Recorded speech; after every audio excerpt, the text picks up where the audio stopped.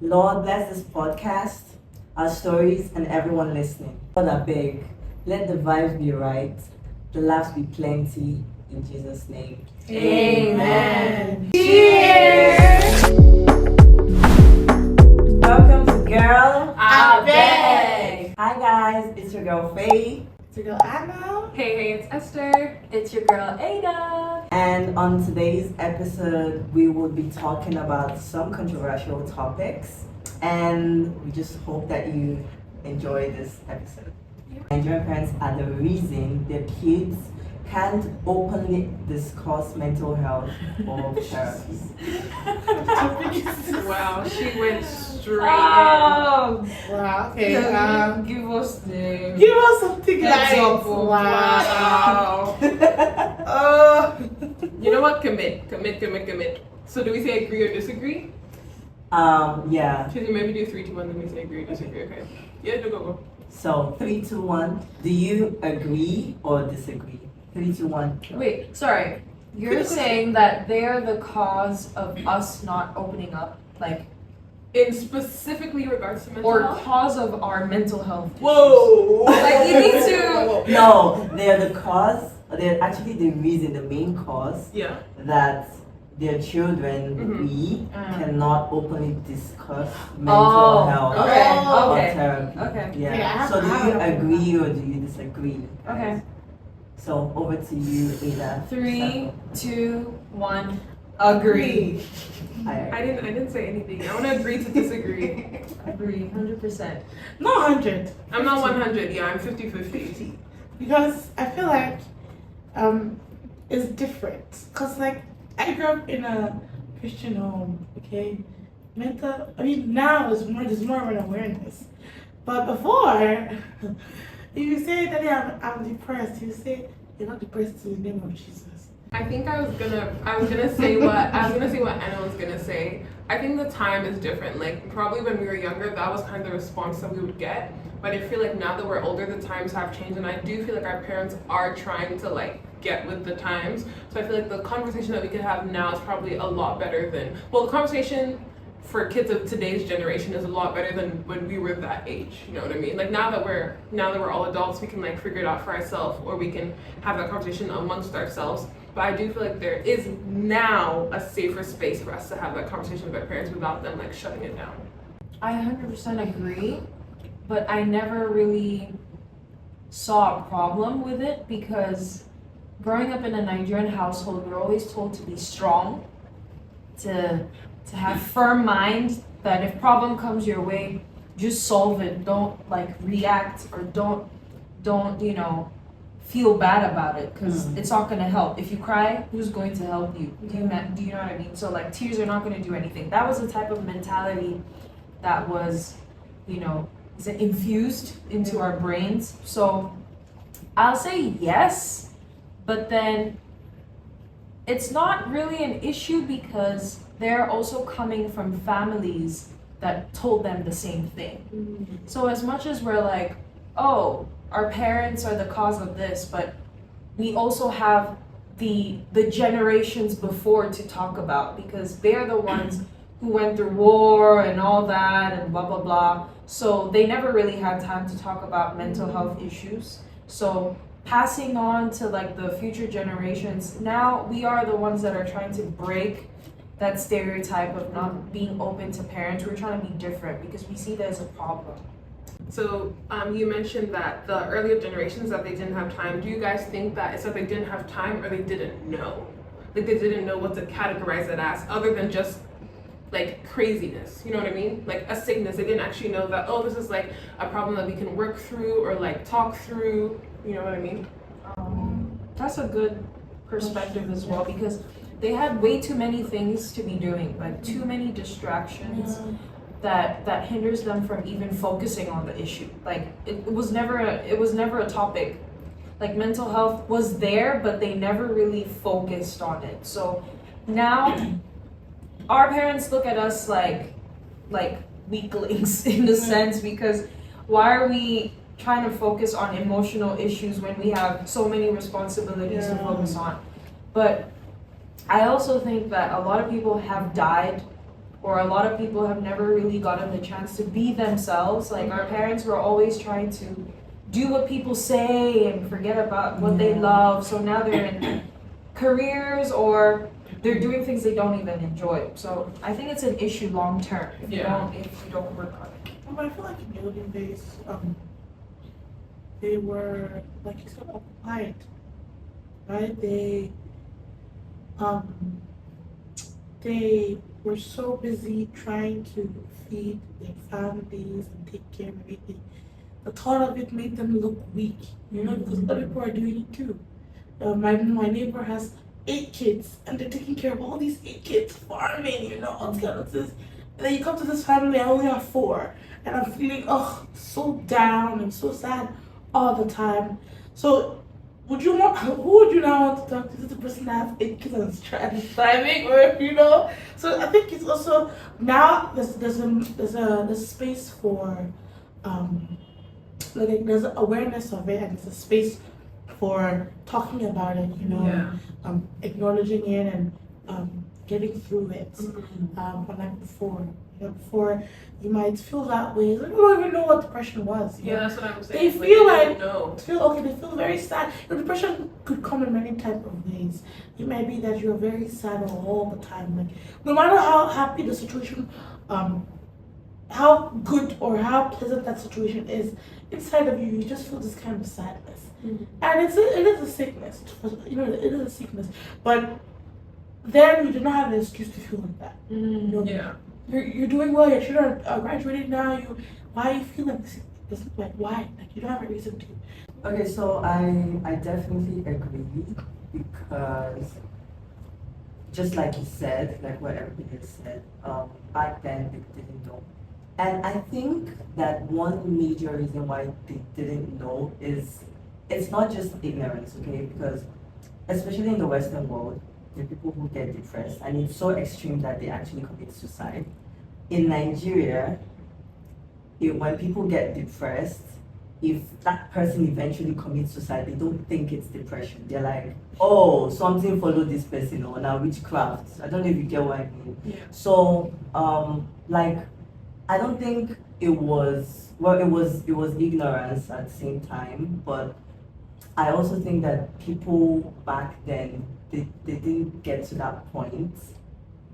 In fact, it's not like they didn't get to that point. They instead channeled their frustration on maybe their children or on something else, or that sadness, that depression. They didn't go ahead to commit suicide. And I really think that now we shouldn't focus on, oh, my parents actually made me to not be able to express myself, because now they're more aware.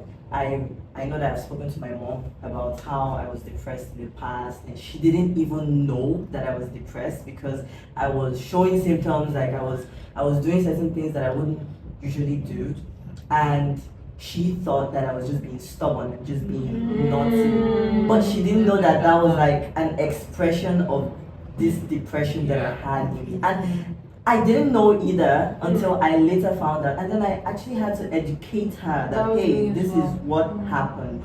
I wasn't just being stubborn for anything, because that wasn't how I was when I was younger. So she really understood that. So I really think now there's a lot of education, and we shouldn't dwell on the fact that, oh, my parents are like this. And they made me to not express. You can break the cycle. You can be the one to break the cycle and even educate them. So yeah. Afrobeats is overrated, and most of its global success is just hype, not real artistry. So I'm gonna count 3, 2, 1, and then we agree or disagree. Sorry, we're giving Can you repeat the question? Okay, Is it hype or artistry? Is it overhyped, or is it pure music? Is what you're saying? Okay, so they're saying that it's overrated, and most of its global success is just hype. It's not really there. It's just saying maybe it's not as good as in other genres. Yeah. Oh, okay. And then it's not real artistry. Oh. Yeah, I really have something about it. 3, 2, 1. I disagree. Disagree. Disagree. So So maybe we can have Esther speak first. I love you Times, I love you Burna Boy, I love you Ira Star, I love you Davido. What's the one that does the lao? I love that guy too. Yeah. I think, first of all, for music in general, I think the only way for you to get to the top is through hype. Like if it's like, oh my gosh, like if it's just, for example, if it's just me that like the song, I'm not gonna get you to number one if it's just me. It needs collective of billions of people to be like, yeah, this is what's up for it to reach number one. So first of all, for music to be at the top, it has to be hype. In regards to artistry, I think sometimes people feel like too entitled with celebrities. As in like unless you like do so much research or you really sit to soak in the lyrics, we might not necessarily always know the real story behind what they wrote and why they wrote it. So we can only go off from what we think or what we feel from listening to the song. But unless you like went out to do your research or they specifically told us, then I don't think it's not a place to say if it's a real artistry or not. But I think it's real artistry because otherwise it wouldn't be number one and there would be no hype to it. I think that definitely does take talent. I think I've not wanted to talk about this. I don't listen to Afro. I'm sorry. Forgive me. It's not that what's happening? Exchange moments. We just drank each other's moments. Wait, I don't Afrobeats as in it includes Afro gospel. okay. Uh-huh. Then disagree. Right? Yeah, disagree. I love Afro gospel because that's all I listen to. I don't listen to any Afrobeat. Unless it's like maybe something that I scroll on Instagram and a song really pops up.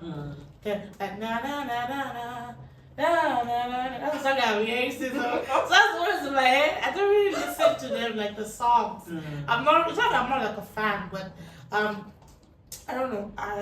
The gospel is more of something I look for. That makes any sense. Yeah.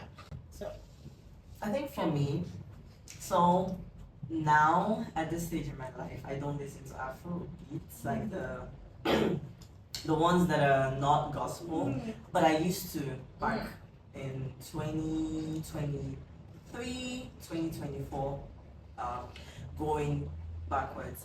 But I have to disagree with this because, first of all, Nigerian artists, they are very intentional. Like when you find the ones that are really intentional, they're very intentional. Like Thank God you made that Chike. statement. I was about to say some of them just wake up. Yeah, no. When you find the ones that are very when you find the ones that are very intentional, they're really intentional. Yeah. Like Chike, Yemi and Alade. Endless Ocean, Yemi Alade, Kafi, is it Kafi or Kofi? I don't know. Yeah. They're really intentional about it. But there's some that, because Nigerians like to go with just vibes. Yes. They love just vibes. Yes. Like let's just be going to the beat. yeah, So bouncing. yeah. Bouncing.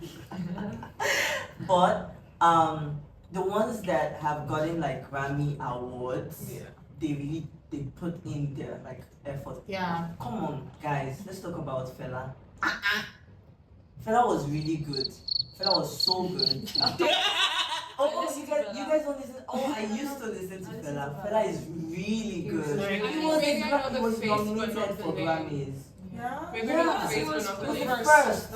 first Grammy one. Award winner for Afrobeats. Oh, he was really good. He was the Oh. Michael Jackson of Afrobeats. Yeah, he was that good. Maybe I know the face, but not the name. And his I know him, lyrics, but I was just music. his lyrics were definitely intentional because Very intentional. He's his going for- lyrics basically put him in jail. Yeah, Yeah, because so he was attacking he was the very, very Nigerian intentional. government and all that. So yeah, he's a perfect example of like intentionality. But then when you find the ones that are not doing it, it's like You so know. bad. I It's still so like those bad. ones. They're nice It's and just vibes. I think it's the same with trap music, like Gucci Gang, Gucci Gang, Gucci Gang. We also have our own la. It's the Yeah. same. It's Yeah. just culture. Watch me live. Yeah. Okay, so the next one is related to women. Okay. And I have one that is very controversial. Why am I so scared? So now, this one says more women are choosing to stay single in 2025 because marriage has no real benefits for them anymore. Wow. Is that a yes or no? We have You okay, agree mind you, we or have not to agree? speak from the perspective Of them, right? of them, Not of the us. women that we see these days, Yeah. not us. Okay. Because if it's us, then of course we know our answers. Yeah.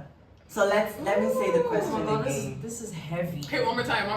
More women are Okay. choosing to stay single Yeah. in 2025 because marriage has no real benefits for them anymore. Yeah. Okay. 3, 2, 1. I Agree. Wow. It's so sad, but I agree. Have you guys seen the number of celebrity women that are divorced right now? I haven't No, checked but the statistics. let's not even look at the celebrity. Those ones like they used to do. Okay. No offense, but I feel like you guys just do like let's marry and divorce next week. You know that kind of thing. So let's not even go to it yet. Let's move on to like ordinary people. You Okay. people is Alright wild. then, if it's that, then I'll say yes because So many Feminism. things. girls really don't think men are anymore. I'm not even No, even joking. No, but I feel like it's their a lot of fault, experiences now. Because, like, okay, imagine you have a girlfriend, right? Like, when I say girlfriend, I mean like your best friend, for example, and she's dating somebody, and you can't be hearing all these stories. You're wondering, what's the big deal about this man that is giving you this kind of problem? You know, you be hearing stories about how this person cheated on this person and hid it for all these years, then proposed with that side chick that is still there, and this girl will now find out, will not deny. So you hear what's kind of long story. Then you will not go and say, oh yeah, my own is different, and go and date the person that you date now, another person not together, two-faced. But You know, of course you feel that way. It's the experience people are experiencing, and I feel very jokes. When you said my own is different, I was gonna say my own is different. That's not what I'm Winners. Okay, continue. Jesus. I'm talking from the I'm perspective talking of about like people winners. that feel that way, right? So I feel like I also understand where they're coming from. When you have been in a situation where you have put your heart out so many times and everybody you have given it to have crushed it, then I'm sorry, if I'm going to be single and meeting you on the weekend, why not? And that's a possibility. I mean, because some ladies, they want, maybe in the earlier time of their lives, they want to marry.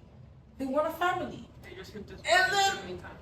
Not even husband, boyfriend. Yeah. They will beat one, that one. Yeah, maybe he's a liar and he cheats. The other one, they beat me. The other one is bossy. The other one is grooming me. Then who do you want to that trust, you know?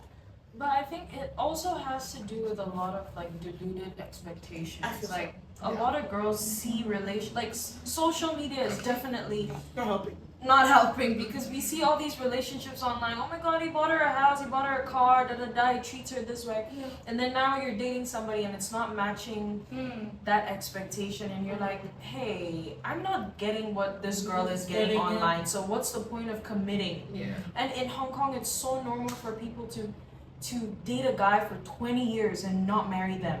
And it's a choice they go. Because They they- choose Yeah. not to. They're so scared to just sign a paper. Yeah, Like commit. the word commitment is just The not in problem. their dictionary. I find that so interesting because is 20 years not a commitment? Yeah. So I have, I have an opinion about this. As much as I love this question, yeah, like I agree to this, but I don't blame the women because a lot of men are not men. Diabolical with a capital They are D. boys. The child man. I don't know when I'll call it that. But a lot of men, so because a lot of women have been groomed right from when they were little to be wives. Yeah. Okay, they were always groomed for marriage. Yeah. But for men, they were just let to go and play football now. Go and do this now. Go out now. Go and play with your kids. Do you understand what I'm saying? Yeah. And so now women, because they've been groomed, their mindset has been programmed to expect, okay, this is how I'm going to look in marriage, and this is how it's supposed to be. Then they're expecting the same for the man, like, okay, I should expect that he's doing it. Especially when she now even comes from a good home, where she sees her dad, like she has, exactly, she sees that this man treats her mom very well. There's that high standard. I mean, she's going to expect.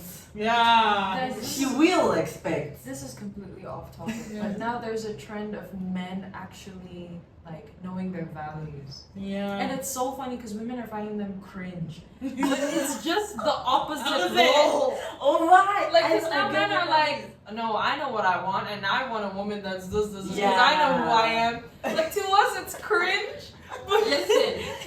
But then, if you really think about it, some of these boys were actually trained the right way too. Yes, I was gonna touch on that too. What draws the line? Like, when does it become cringe and when does it become? Because those men are the 1%ers. Yes. To every other man out there, you and your weaponized incompetence. Whoa. Okay. 5 and 6. You think you're slick? You're not. You think you're cute? You're not. So I want to give a benefit of doubt that at least there's 5%, but That's too 1%. See, 4%, no, 3% or 3.5%. 3.5% have married. They found the good women. Now you have how many percent? 2%, Abby, or 1.5. 5% now are in relationships already. And you have 1%. That 1%, they are very hard to find. So let's just say maybe you have 100 men. Out of 100, now only 9 get brain. No, I mean, No, 30 of them could be gay. Actually, guys, you're not wrong. You are not wrong. Yeah. There's this thing I heard that's Where I just had goose. sorry.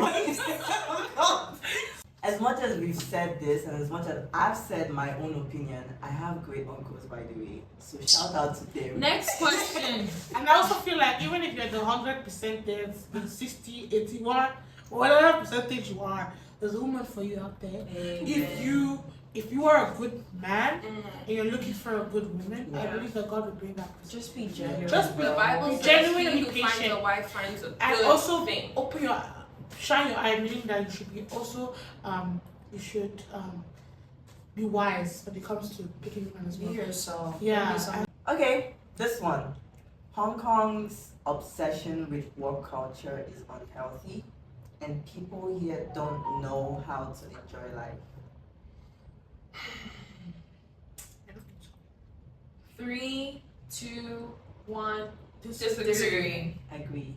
Disagree. I feel like they don't have to enjoy life. Yeah. What are you saying?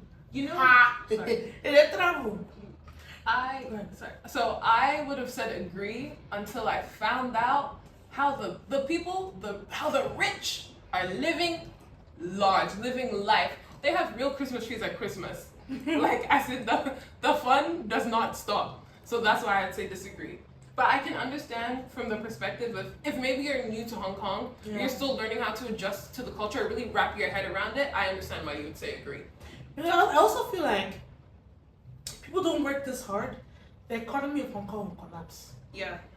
I feel like Hong Kong is like that because the economy is so big for such a small city that it needs people to be working constantly for it to keep up. You know what I mean? So I feel like if you're gonna come to Hong Kong, just settle your mind and you're not working unless you are the 1%, the people that the exceptionally well people. The English I'm using now. They are the ones that they probably will pick for big jobs. When you get a big job, next. So I disagree because I feel like the unhealthy working culture forces you to know how to have fun. Yeah. She The captured it fact perfectly. that you are so stressed out, you will find a way to have fun. Like you have to just get it off your mind. Yeah. Like the stress needs to leave now. And Hong Kong people, they always have places to go. Friday, Saturday night, Sunday night, even if it's Monday night, they know, oh, I had a long day, I OT. They will go to a bar, they will drink, they will dance, they will karaoke. They know how to have fun. They have party rooms, they have hot pots, they have Korean barbecue. There are too many. There's things a lot to of do. options. Too many things. Just to do. determine your mind not to suffer yourself. They know how to have fun, but it's just unfortunate that we have long working hours. Yeah, that's true. Okay. So I agreed because last year when I came here, I noticed one thing. As much as you guys say that they know how to have fun, I think even in that fun, they're still working.